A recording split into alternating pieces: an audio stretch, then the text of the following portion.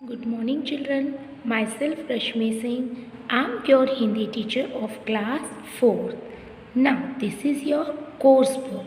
The name of your course book is Rim Jim for class 4. So, children, you are all welcome in today's class, and today's our topic is पाठ संख्या 16। आज का हमारा जो title है वो है सुनीता की पहिया कुर्सी, which is a very interesting story. तो बच्चों, हम इस कविता को आप और हम मिलकर आप पढ़ते हैं। सुनीता सुबह 7 बजे सोकर उठी। तो बच्चों, सुनीता कितने बजे उठती है? 7 बजे। कुछ देर बाद वह अपने बिस्तर पर ही बैठी रही। कुछ देर तो वह अपने बिस्तर पर ही बैठी रही। ऐसा अक्सर होता है ना बच्चों, जब हम सुबह सुबह नींद से जागते हैं तो कुछ समय के लिए हम अपने बिस्तरों पर ही बैठे रहते हैं। वह सोच रही थी कि आज उसे क्या क्या काम करने हैं। उसे याद आया कि आज तो बाज़ार जाना है। उसे क्या याद आया बच्चों? कि आज तो बाज़ार जाना है। सोचते ही उसकी आँखों में चमक आ गई। सुनीता आज पहली बार अकेली बाज़ार जाने वाली थी। उसकी आँखों में चमक क्यों आई थी बच्चों? उसकी आँखों में चमक इसीलिए आ गई थी क्योंकि आज वो पहली बार कॉन्फिडेंस के साथ बाज़ार अकेले जाने वाली थी। नहीं तो जब बच्चे छोटे होते हैं तो अपने माता पिता के साथ में ही बाज़ार जाते हैं, लेकिन आज सुनीता पहली बार अकेले बाज़ार जाने वाली थी। उसने अपने टांगों को हाथ से पकड़कर खींचा, उन्हें पलंग से नीचे की ओर लटकाया, फिर पलंग का सहारा लेती हुई अपनी पहिया कुर्सी तक बढ़ी। ऐसा सुनीता ने क्यों किया होगा, कभी आपने सोचा है बच्चों?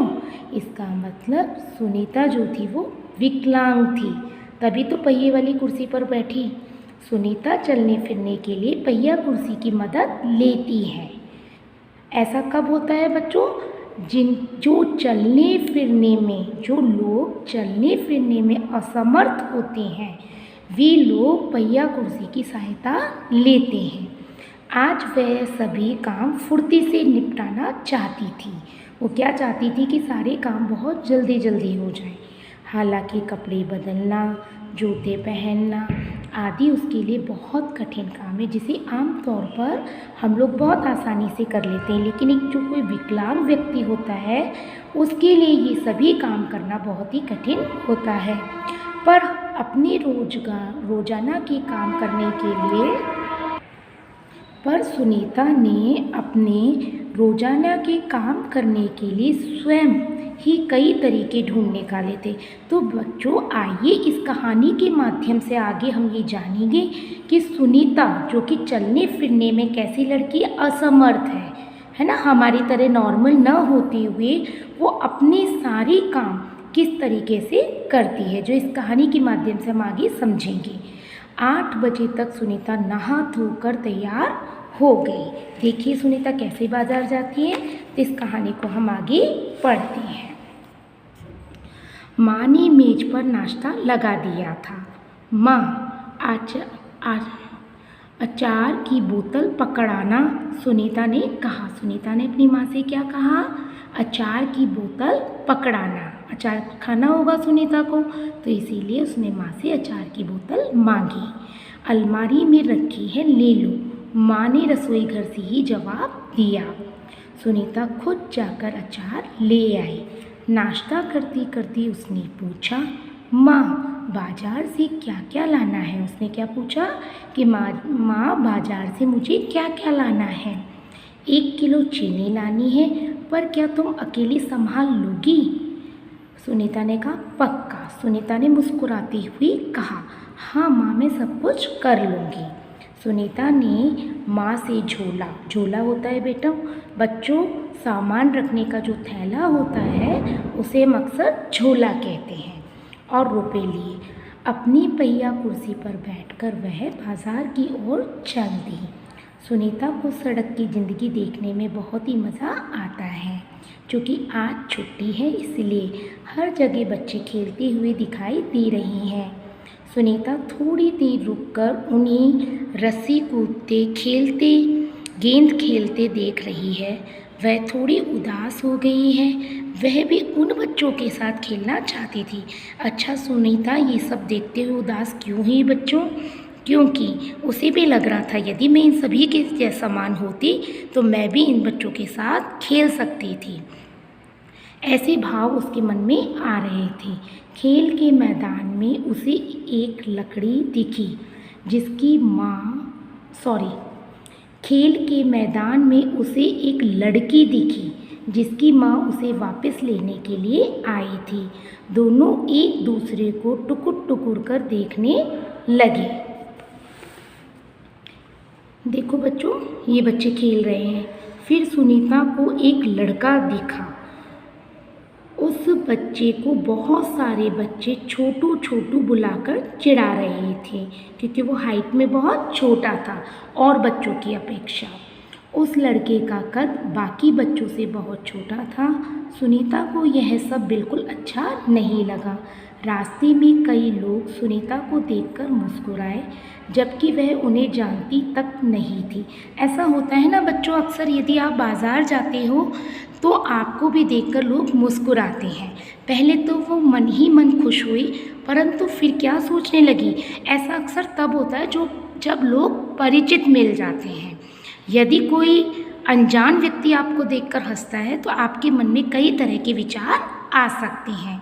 ये सब लोग मेरी तरफ भला इस तरह क्यों देख रहे हैं? खेल के मैदान वाली छोटी लड़की सुनीता को दोबारा कपड़ों की दुकान के सामने खड़ी मिली। उसकी माँ कुछ कपड़े देख रही थी। तुम्हारे पास ये अजीब सी चीज़ क्या है? उस लड़की ने किससे पूछा? सुनीता ने। उस लड़की ने सुनीता से पूछा।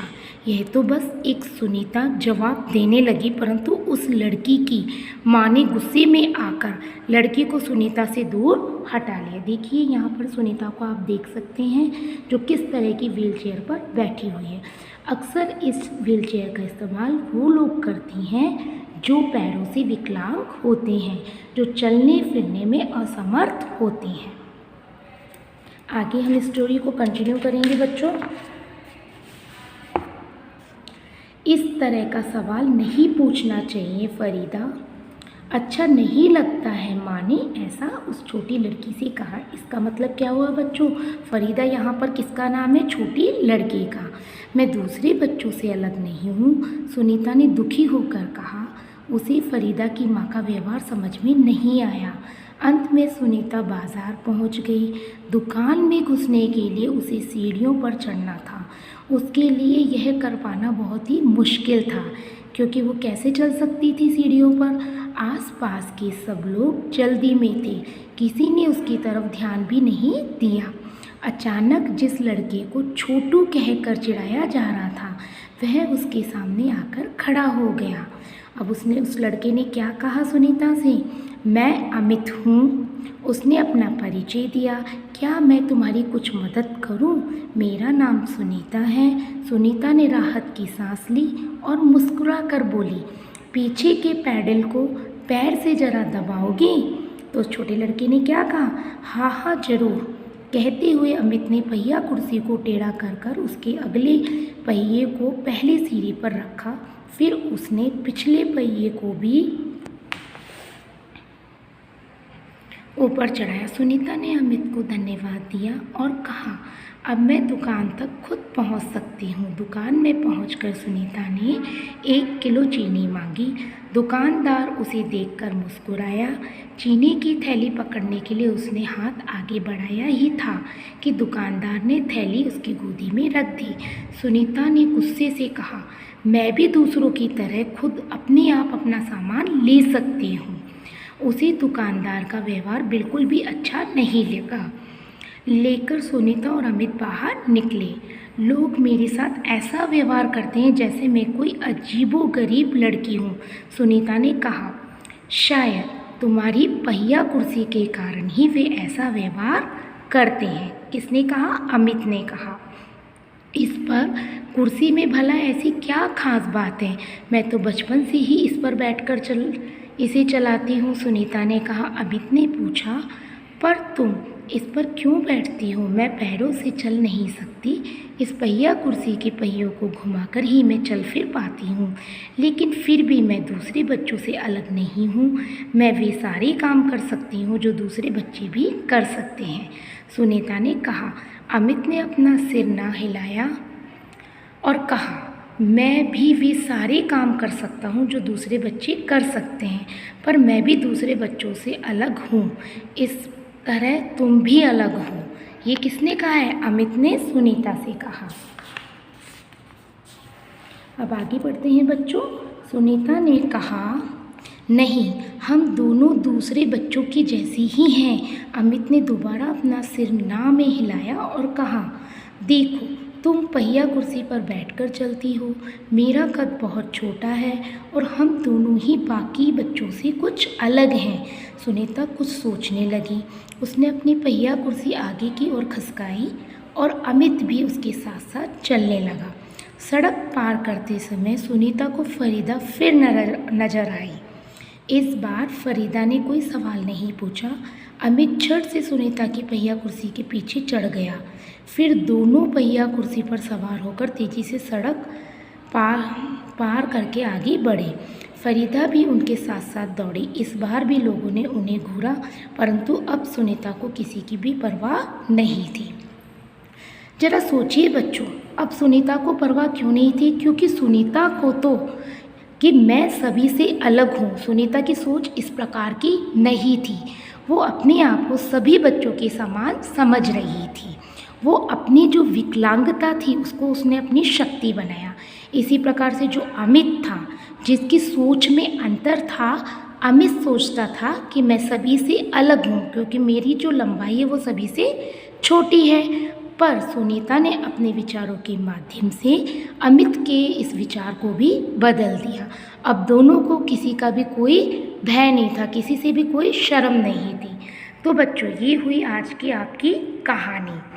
तो आज की कहानी हमारी यहीं समाप्त होती है। मुझे आशा है कि आपको आज की यह कहानी अच्छे से समझ आ गई होगी।